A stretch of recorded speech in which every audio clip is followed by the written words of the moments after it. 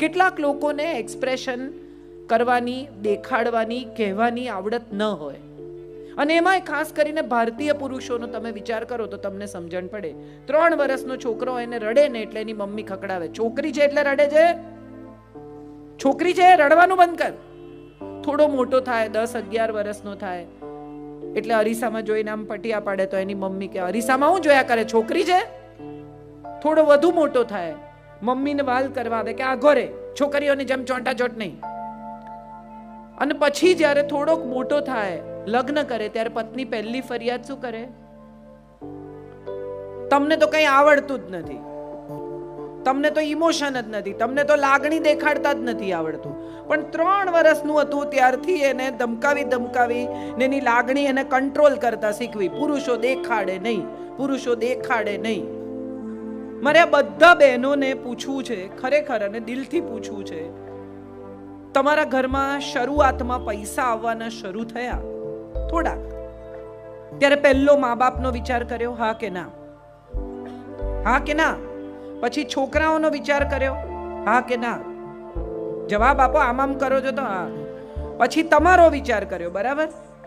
તમે કોઈ પણ ઘરના પુરુષ એવા જોયા છે કે જે અમદાવાદ ગયા હોય અને પોતાને માટે 6 શર્ટ લઈને આવ્યા હોય?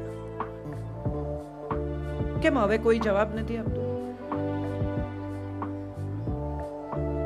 બધી સ્ત્રીઓ એવી ફરિયાદ કરે, હું ઘેર ન જાઉં ને ભાઈ સાહેબ ત્યાં સુધી જમે જ નહીં. તમને ખરેખર એવું લાગે છે કે 40 વર્ષના, 35 વર્ષના, 50 વર્ષના, 55 વર્ષના માણસને પીરસીને જમતા નથી આવડતું? ખરેખર કોઈને એવું લાગતું હોય તો હાથ ઊંચો કરો.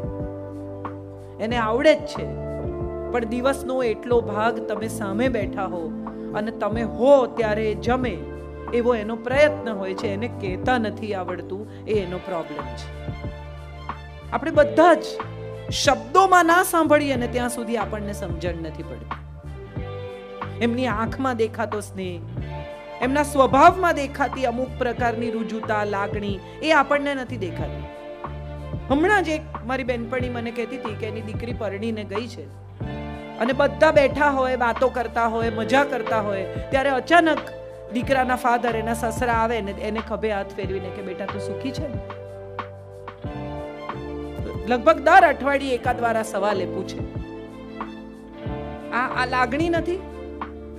એને આવડતું નથી જેવું સ્ત્રીઓને આવડે એવું. ઘરમાં ઝઘડો થાય ને ભડામ બારણું પછાડીને પુરુષ જતો રહે, તરત સ્ત્રી શું કરે? હવે તો સેલફોન આવી ગયા છે, તરત અમારે કે ઝઘડો થયો, ઇમિડિયેટલી જે પહેલું દેખાયું એને ફોન કરીને ફરી